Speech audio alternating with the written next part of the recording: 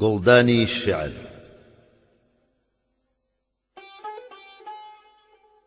لەم ئەڵقەی گوڵدانی شێعردا ئەچینە خزمەتی دیوانە خنجیلانەکەی خوا لێ خۆش بوو مەلا ساڵحی زێوەی ناسراو بە حەریق.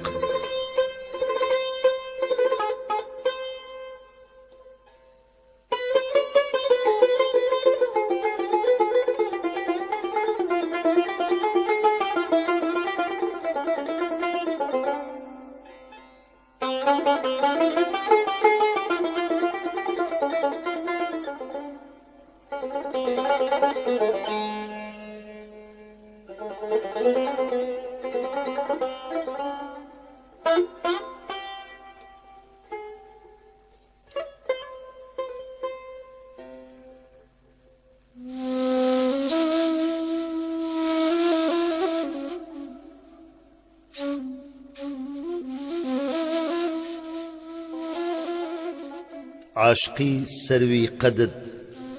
قمری سفەت زاریەکە، ڕووی گوڵی تۆ بولبولی دڵ فێری غەمخواریەکە. خۆت وەکو سوڵتان و چاوت حاکم و برۆت شمشێر، تیری موژگانت وەزیرە مەشقی خۆنخواریەکە. کەوتە نێو زوڵماتی زوڵفت دڵی ئەسکەندەرم، خدری زیندە ماچی لێوت کێیدی ڕزگاریەکە. من بە میزانی تەبیعەت گەوهەر ئەفرۆشم دڵم، وا لە شامی زوڵفی تۆدا کەسبی عەتاریەکە. مەی خەرژێر پێ تۆ گەر حەزەکەی ژیر بێتەوە، دڵ کە منداڵە شەکر خەندەی لەبت چاریەکە. مرغی دڵ برژا لەبەر قرچەی هەتاوی فێرقەتت، تاوەکو کەی داوی زوڵفەینت گرفتاریەکە. تووتی دووکانی حوسنت بولبولی تەبعی منی، خستە نێوبەندی تەماع و فێری بازاڕیەکە. مەستی بادەی چاوی ئەوم و پێم ئەڵێ مەستی مەیە، سیرکەن بوختانی ناحەق چۆن بەلەبجاریەکە. بێرە مەیدانی فەساحەت ئەسپی خۆت لنگدە حەریق، تا بزانم کێ بە شێعرت سوحبەت و بازیەکە.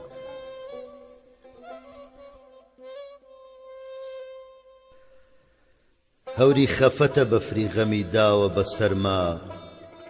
یا سەرسەری نورینە کە لێی کردومە سەرما.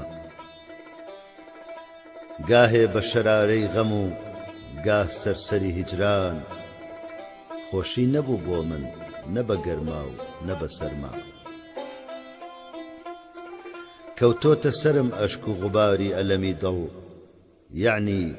کە قوڕی میحنەتە کردومە بە سەرما. گەر ئەچمەوە ساحب نییە هیچ مونسی جانان، گەر دێمە سەقز ناری سەقەر وا لە جگەرما. شاهدمە حەواسم کەسەکەم چونکە کەساسم، بەخوا نییە غیرەت لە خەیاڵ و لە نەزەرما. هەرچەندە بە جیسمانی کە دوورم لە حوزورت، ڕۆحانیەتت سابتە لە نێو زوبدەی سەرما. تۆفانی سروشکم سووە سەر جوودی وجودم، کەشتی تەنی نوقم کرد و نە نوح و نە ئەسەرما. لەو ساوە کە تۆ ڕۆیی دڵم ڕۆیی بەدووتا، هێلانەی تەن هەروەکو مەئوای سەقەرما. بێفەوجی وەفاکەت کە جەفایە وەرە ئەم شەو، ئەم لەشکری ئاهی منە بێفەتح و زەفەرما. لەم قەسوەتەدا تاوەکو کەی پەردەی زوڵمت بەرچاوی دڵم بگرێ، دەسابێ بە گوزەرما. ئاوێنەی دڵ ژەنگی قەساوەت ڕوخی پۆشی، خاکستەری دڵ سوختەی بێنە بەسەرما. منوارە بە زاهیر کە بە بێقوتم و ڕوتم، ڕووتی و قوتی خەیاڵت غەزەلی چاکە لە بەرما سەرمایەی ئەم مۆچی خەیاڵاتە حەریقی حەیفێ کە تەلەف بوو بە هەدەر چوو بە زەرەرما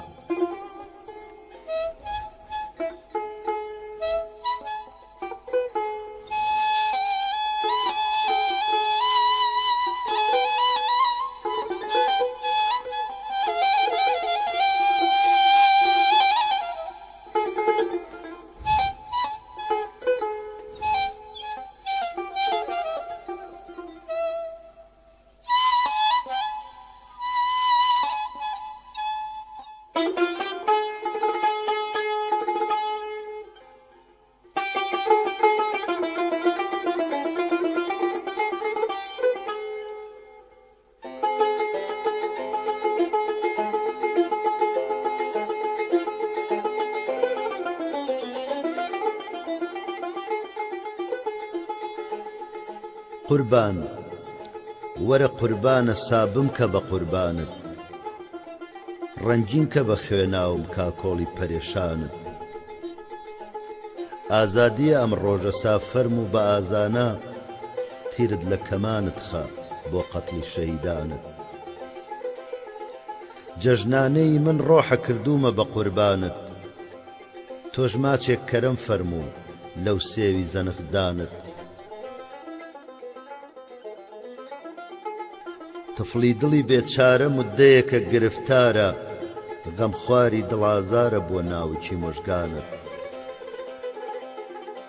ڕۆح و دڵ و دین هەرسێ تەجەموع بە یەک دەفعە قوربانی سەعاتێکی لەعلی لەبی مەرجانت مەقسوودی من ئیزهارە بۆ ئەم سەلە مەدحت بۆ توحفەی ئەوساف و ئەزهاری گوڵستانت ئەی خەسرەوی پەروێزم شیرینی شەکەر ڕێزم فەرهادی دڵی کوشتم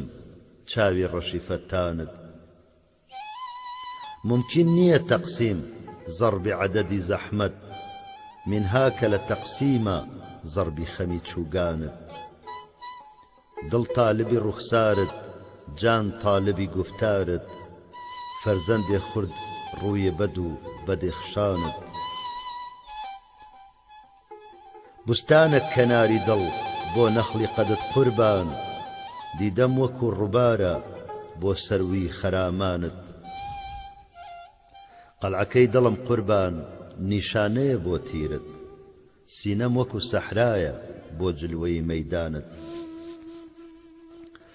بۆ چاوی کەوا مەستە دڵ سستە سرم مەستە ئەم ئەبرۆیە پەیوەستە بۆ قەتڵی محیبانت تەنها کە حەریقی من بۆ شەمعی شەبستانت مەمکوژەرەوە توخوا سا تۆ بە ڕەفیقانت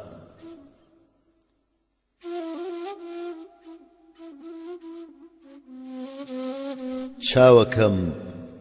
ئەمڕۆ لە گوڵشەن گوڵ بە عیشوە خۆی نواند نەک نمەک گیر بم بە مەرجی تۆ قەسەم هیچ نەمدواند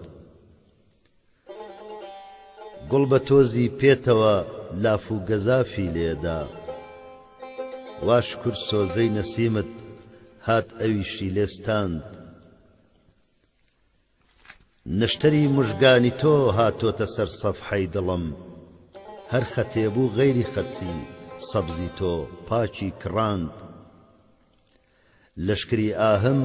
لەگەڵ جەیشی حەبەش داواکە حیرەتم ماوە کە چۆن ئەو دولبەرە دڵنی ڕفاند بۆ گوڵی ڕوود هاتم و پەرچەم دەبینم بۆیەوە ماهی نەورۆزم بە شیوەن وەک محەڕەم خۆی نواند تۆ لە ئەوەڵ گۆی وەفات هێنایە ناو مەیدانەوە ئێستا چەوگانی خلافت پشتی سەد وعدەی شکاند توخوا قەت غیرەتە بۆ تۆ ئەرێ ئەی سەروی ڕەوان گوڵ بەبێتۆ وا لە باغا خێوەتی خۆی لێچەقاند باوجود ئینساف بدەم چاکە گوڵیش مشتاقتە هەر لە شەوقی تۆیە سەرپۆش و گریبانی دڕاند هەر کەسێ مایل بە بیرێکە و تەریقێکی هەیە تۆ بە شعلەی غەم حەریقی واوە جاخت هەڵکڕات.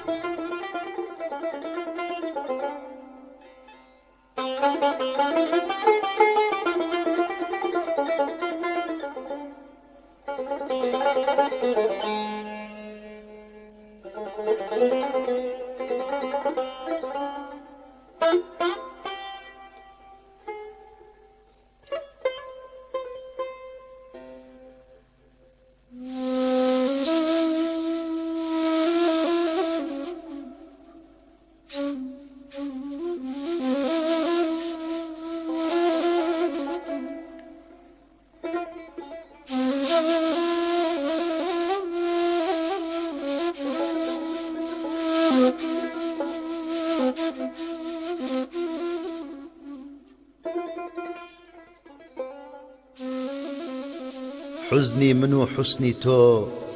ئەشکالە تا ئاخر نەفەس، بۆت زەگاتی حسنی تۆ یا حزنی من ناگا بە کەس. زاهیرەن فەرمووتە وەختی مردن حازر دەبم، وا لە خۆشی مردنم دەمرم لە ساینفسافە بەس. چۆنەکەی مەنعی دڵی من تۆ لە شەهدی لێوی خۆت، لێوی تۆ وەک شەکرستان و دڵی من وەک مەگەس. چاوەکەم لەو باغی حوسنە مەنعی چاوی من مەکە، لازمە بۆ پاسەوانی باغەکەت دووتێ حەسحەس. تازە فەرمووتە لە لای کەس ڕازی عەشقی من مەڵێ، نەت ئەزانی دڵکە کون بوو دەنگی لێ دێ وەک جەڕەس. پێی بڵێن زاهید بە خێری خۆی لە وەعزی من گەڕێ،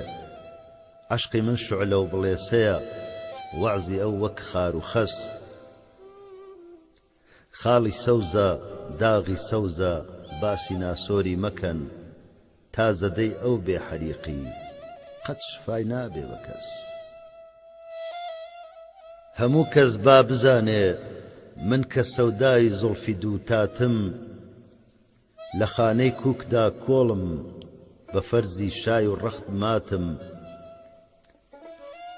ئەگەر چی ساکنی مڵکی عەجەم بووم دوور لە ڕووم کەوتم، لە سایەی پەرچەمی تۆوە ڕەئیسی موڵکی شاماتم. دڵم هەر وەک ڕەعیەت خۆشنشینی موڵکی عەزاتە، لە هەر جێدا ئەنیشی لێی گەڕێ قوربانی باڵاتم. متاڵای حاشیەی زوڵفی سەری سەفحەی ڕوخی سەعبە، لە بۆم چابوو بە منداڵی لە دەرسی عەشقا ڕاهاتم. ئەگەر ڕاستت ئەوێ سەروی بڵند باڵا درۆ ناکەم، لە پاش فەوتی حەیاتیشم بە ئومێدی ملاقاتم. نەوای ناڵەی حەزینم ڕاستە وەک قافڵەی حیجازی دێ، وەرە سەر سەیری بەزم و سۆزش و شۆری مەقاماتم. دەڵێن فەرمووتە یار بێتە متاڵای خەتی ڕەیحانی، بڵێن با شەمعی ڕوخساری هەڵای سێنێ وا هاتم. بە شیرینی مەزەی لێ و خەتی سەبزت دڵم خۆشە، لە مەیخانەی غەمی عەشقت کەوا سەرمەستی سەهباتم. بە یادی مەدرسەی عیشقت گەلێ عیلمم کەسب کردن، ئەمێستاکە لەبەر چاوت شەرابخۆری خەراباتم. قڕانی عاشقانە کەس نەما دەرچێت و سەر دەرکا، مەگەر بۆ موفلیسێ وەک من کە بێ قڕان پەناباتم. کەوای پارچە غەزەل دەبڕی حەریق ئەمڕۆ لە دیوانت، ئەڵەی هەر چاوەڕێی دەستە خەیاتەی زوڵفی تاتاتم.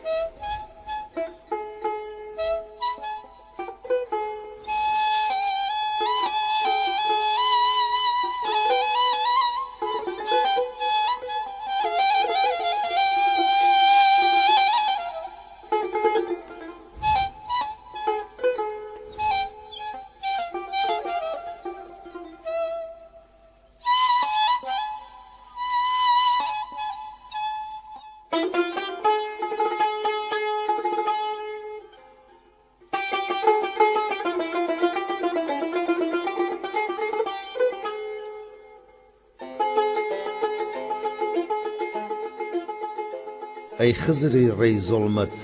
سەری ئاوی حەیاتم بێ شەمسی ڕوخت ساکنی قەعری زوڵماتم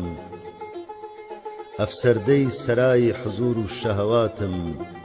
ڕەنجیدە و ئازوردەی دەستی خەتاتم دڵ بۆتە پیادەی جڵەوی ئەسپی هەناسەم بۆ دۆڕوخی شاجیهان بەیدەقی ماتم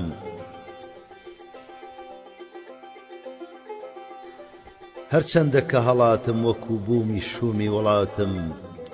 هەر چاوەڕوانی کەرەمی پیری هەراتم گەرچی وەکو سەر دەفتەر و سالاری عوساتم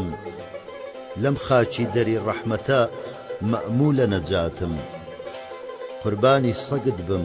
شاهی مەیدانی هیدایەت وەک سالیکی بێمەسلەک ڕێیهات و نەهاتم زەنجی خەتەرە و وەسوسەوا قەلبی قەلب کرد هەر منتەزری گۆشەی میرئاتی جەلاتم حەیران و سەراسیمە وەکو بلبولی بێگوڵ ئاشوفتە و گیرۆدەی خاڵی گۆناتم تعمیری دڵی باغی لە باخ چاکترە قوربان لەم چاوە منیش منتەزری ئاوی فراتم تا مەطلعی کەنعانیە نیوچاهی زەمیرم سەنگین بە سەعادەت بۆ تەرازوویە نیشاتم بۆ دیدەیە یعقوبی خەردی یەک نەزەری تۆ خاسیەت پیراهەنی کردوتە خەڵاتم زانیومە کە سوئی ئەدەبە شەکوای ئەحواڵ چ بکەم دەسەڵاتم نییە بێ سەبر و سەباتم تۆ شەمس و منیش زەڕەی بێجاوە بە قوربان نیسبەت هەیە عەیبی چییە جۆیایی بەراتم باوەسفی هەموو زیللەت و ئەحواڵی ڕەزیلیم چۆن منکیری تۆ نیم وەکو سوڵتانی وڵاتم بەم تەپڵەی عەتار خەیاڵاتە حەریقی هەر بانکە وەرە موشتەری بۆ شەهدی نەباتم بە قوربان ئێستا هیجرانت ئەناسم کە ناری فیرقەتت بۆتە لیباسم بەبێ دوکانی حوسنت مدەتێکە لە بازاڕی ڕەواجا من کەساسم مشەوەش بوو وەکو کاڵەکی تۆ و لەف و نەشری خەیاڵاتی قیاسم بە تابووری بلۆکی نووکی مژگان شکا تەرتیبی نیزامی حەواسم بە تیرێکت کە جەرگت پارە کردم مەکە بەو بارە من هەر بۆ خەلاسم کە خاڵی لێوی لەعلت زەهیرەم بێ لە خدری زیندە نابێ ئیلتیماسم کە شک نابم گوڵی ڕووی لالە ڕەنگت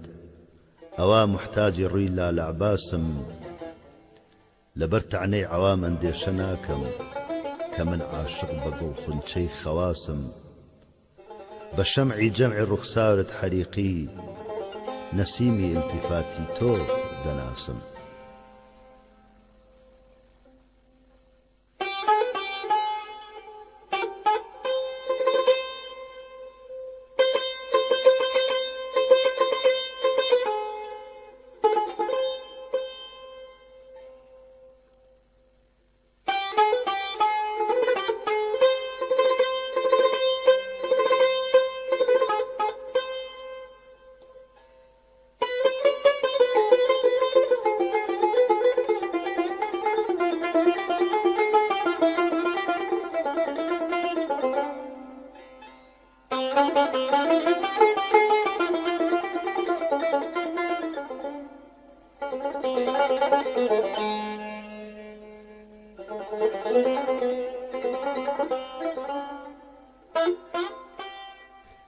کەی دێوە سەر ڕەحمی دڵی زار و نەزارم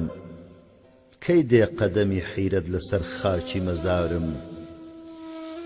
تاکەی لە تەوافی حەرەمی قیبلەی ئەبرۆت وەک پەرچەمی پێشانی سەرەفکەندە و خوارم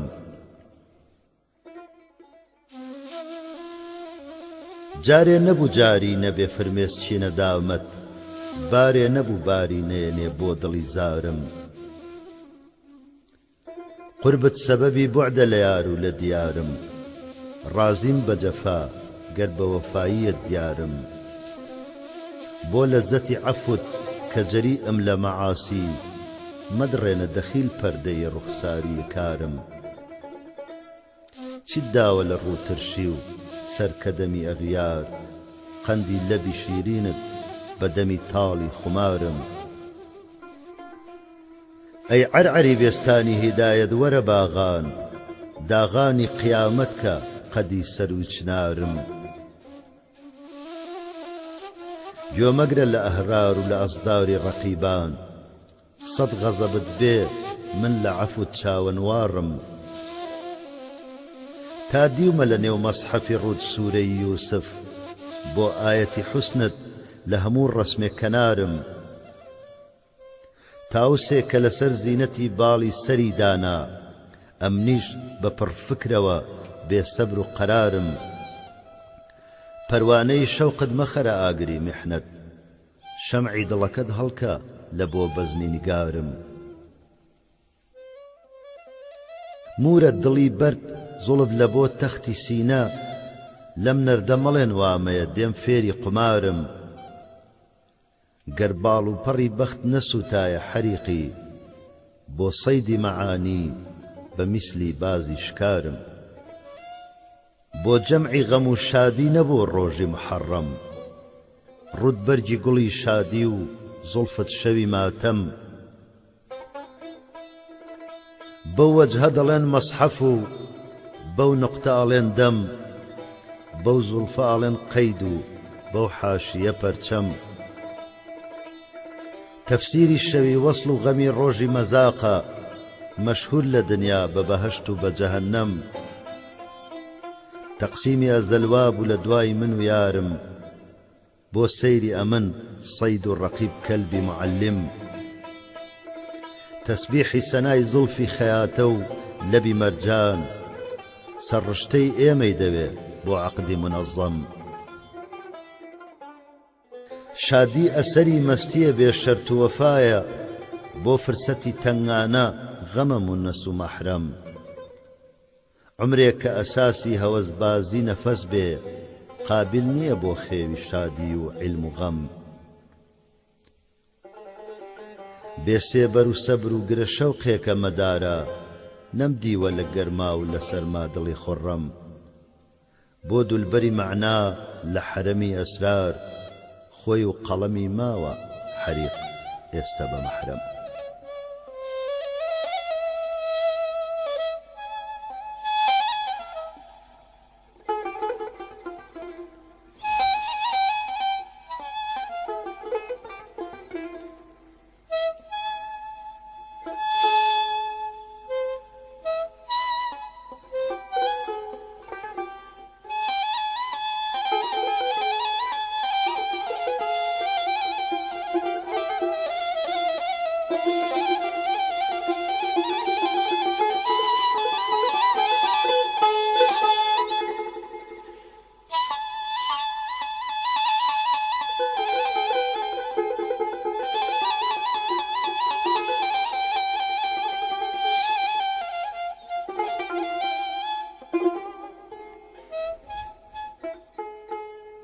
بولبولی دووری گوڵ و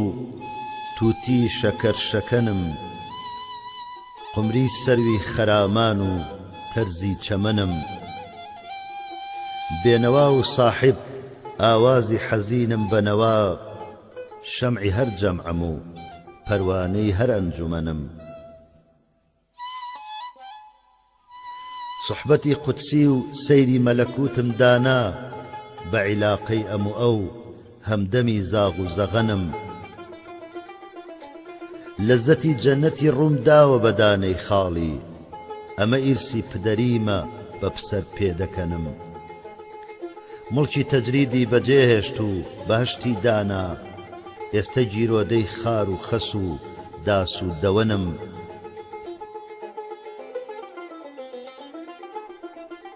بە هەوای ئابی حەیاتی دەهەنی و نۆشی لەبی خدری زیندەی سەرچاوەی چاهزەقەنم هەر سەری مشک و سەری زوڵفە قەتارەی نەفسم مالکی قافڵەی چین و خەتا و خوتەنم مجمع سینە و فنجان مەم و شەربەت دەم خەلعەتی یارە کە زانیویە غەریبی وەتەنم قەندیلێوی تەڵەبی چا نییە ساسرکەم مەکە نەک بەتاڵی بدوێی خەسرەوی شیرین سوخەنم وەجدی مەجنون لە پیاڵەی غەمی لەیلادایە بە خەیاڵی لەبی شیرین بێستون هەڵەکەنم شادی بێگانەیە خزمم غەمە گەرمردیشم ئەوە وارس لە حسابی حەق و گۆڕ و کەفەنم گەنجی فکرم کە لە نێو کونجی غەما دیوەتەوە مڵکی شادیم هەیە تا ساکنی بەیت الحەزەنم تیرەکەی بێخەتەرە یاری کەمانە بڕۆ حەریق گەرچاو ڕۆستەمە ئەلحەق منیش ڕۆبیتەنم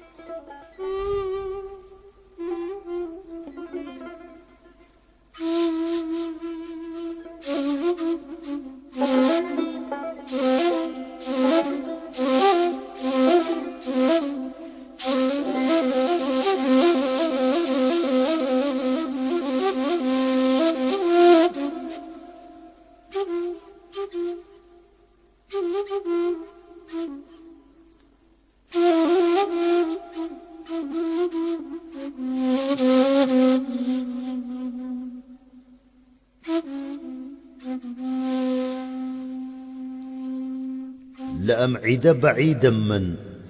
لديداري رفيقانم خواساتو قريبم كي لخواني وصل يارانم للاي عشرة شادي للاي قردن آزادي أمن كوتو من يوداوي حريقي ناري هجرانم سرم قربان دي ساقي كتو سادي والرصادي فداتم دەست و بردێکە ئەجەل نەک بێ بە میوانم دڵم کەوتۆتە زوڵمات و دەڵێ پێم خۆشە تاریکی بە تاریکی سەری زوڵفت ئومێدم ماوە وابزانم خوا عمرت بدا باقی وەرە ساقی بدە ڕاقی کە تۆ هەمڕازمی مەی بێنە بۆ دەرمانی دەردانم هەتا کوفری سەری زوڵفت ببینم وا لە نێو کوفرانم گەدیتم شەمعی ڕوخسارت ئەڵێم ئۆخەی موسڵمانم بە ڕەنگی ئەشتی خوێنینم کە ڕووسورم لە قاپی حەق لە فەیزی تۆوەیە ساقی بە جۆشە تاوی گریانم بە خوێناوی دڵی زارم وەرە کاکۆڵ حەنایی کە مەڵێ ڕاوەستە تا قوربان لە عیدانیا بە قوربانم لە نێو ئادەشگەدەی غەمدا کەبابی دڵ ئەوا برژا شەراب بێنە بە پێوانە تەواوە عەهد و پەیمانم شکر وەسڵم هەیە ئەمڕۆ لەگەڵ پەیکان و تیغی تۆ کە کوشتەی تیری موژگانم کە چاغە تیغی حرمانم وتت دانەی خەیاڵت بنێرە نێوداوی زوڵفەینم ئەگەر دەیکەم پەرێشانم ئەگەر نەیکەم پەشیمانم سەفی تابووری موژگانت لە قەڵعەی دڵ کە جێگیر بوو هەتیوی دڵ نەما جێگەی لە بۆ کوێ ڕۆی نازانم حەریقی تەرچیار ناکەم سرم ببڕن ئەگەر فەرزا نییە باکم لە بەرتەعنەی موریدی پیری ڕەندان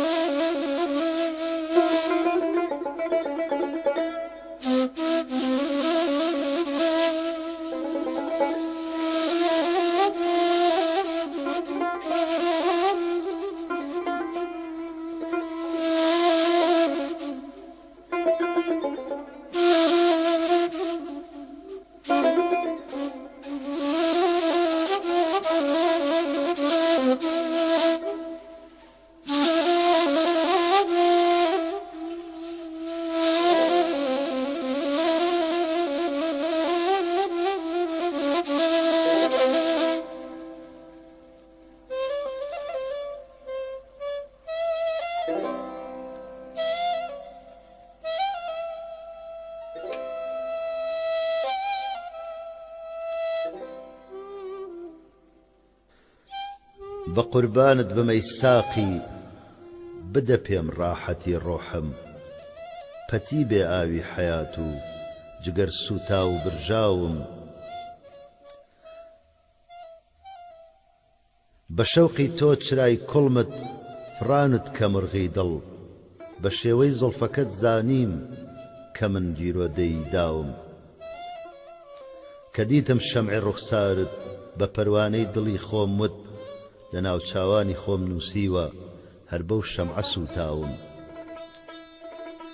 تەماشای چاوەکەم کردی برۆت فەرمووی ئەمن تاقم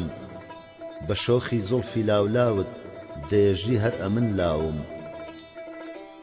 دەڵێن وا جەژنی نەورۆزە دڵم پڕ ئاتەش و سۆزە وەرە بۆ جەژنە پیرۆزە بدەم ڕۆحم لە بەرماوم وەرە سەرچاوەی چاوم دەڵێی دەریای عەمانە تەماشای ئەشتی گوڵناورم لە سایەی چاوی خوێناوم هەموو کەس مەستی بادە و کەیف و شەوق و بەزمی جانانە بە تەنیا هەر ئەمن ئەمڕۆ لە خاچی میحنەتا ماوم نەما ئاوی بەقابادی فەنا خاچی بەباد داوم کە یارم ئاتەشی دووری لە پووشی جەستە بەرداوم تەماشای چاوی نێوەرگز کە بە مەستوری چە مەخمورم تەماشای پێکەنینی گوڵ بە ئەحواڵی پەشێواوم دیارە ساقی بێباقی نییە مەیلی بە دڵداری ئەڵێم ها نەقدی جان و دڵ ئەڵێ لاچۆ لە بەرچاوم دەوای هیجرانی گوڵ ئەی دڵ لە شێخ شاباس تەمەناکە بڵێ ئەمڕۆ بە ناحەق نەونەمامی جەرگە پێکاوم حەقم بستێنە ئەی نەخلی مراد و سەروی ئازادم وەکو عارەب دەخیلت بم زەلیل و زار و داماوم حەریقی ناری هیجران و غەریقی ئەشتی حرمانم لە خاک و باد و عالەمدا ئەنیسی ئاگر و ئاوم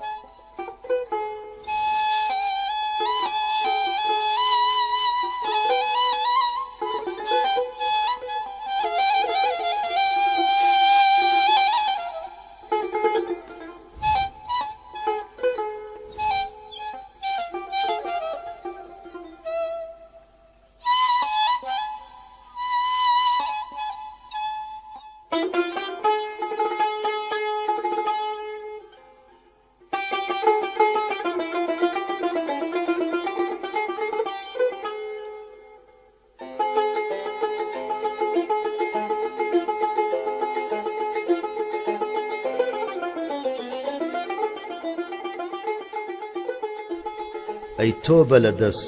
ڕۆژی فیراق و شەوی هیجران وەی ڕۆ لە هەراو کەشمەکەشی ساعەتی حرمان هەر خۆزگە بەپارم لە فیراقی غەمی یارم هەر چاوەنوارم لە نیگای دیدە غەزالان جاران بوو کەماڵم دەچوو باقی بوو کەماڵم ئەم جارە بەجارێ سەر و ماڵم چوو بە تاڵان تا سنبلی زوڵفت بووە پەرژینی گوڵی ڕوود نەمدیوە لە دەروێشەوە عیشوە و خەت و خاڵان بۆ سەبزەی نەوخیزی خەتی لالە ڕوخانم هەوری خەفەتم حازرە بۆ دیدەی گریان خونچەی ئەمەلم چونکە نەپشکوتوە ئەمساڵ بولبول بە دڵم دەبێژێ کە سەد خۆزگە بە ساڵان تۆ تاری سەری زوڵف و منیش ئەشتی بە حەسرەت خۆش بەیەکە ڕشتەی دام و دانە و مەرجان قەترەی عارەقی شینم بەرگی گوڵی ڕوود بوو ئەمزانی کە مەرجانە لەسەر لەعلی بەدەخشان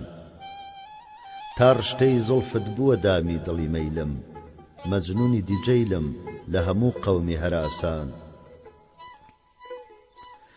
جەرگم بە دەمی تیغی برۆت ببڕە بە شەرتێ بدروی بەتەلی زولف و بەتای سوژنی مژگان لەو چاکە کەوا دیومە کەوا چاچی دوو جرفان جرفانی دەروونم بە خەیاڵ پڕ بوو لە عیرفان دڵ بۆیە سەودایی بووەوە زوو لە خەتی تۆ مناڵ بوو کە فێر بوو لە خەتی لەوحەی جانان تا ئاینەی حوسنی لە خەتی مەسحەفی ڕوت خوان صاحب سەوات و خەتە ناتق بوو بە قورعان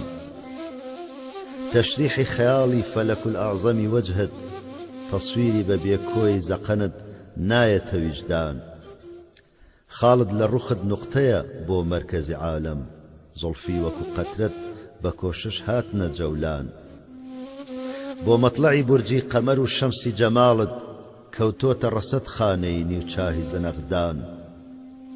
وەک مەنعیمنی کرد لە تەوافی حەرەمی ڕوود سارڕەبی لە ئیمان بێ سەرداری لە ئیمان بازاڕی جەهل گەرم و هونەر ساردە ڕەواجی عەسری خەزەفە حەیفە گەوهەر بێنینە مەیدان هەر یەک پەلی فەرزەندەی دەژی شعری حەریقی تۆ بۆچی لە چیز خۆتی ئەدەی موشتری نادات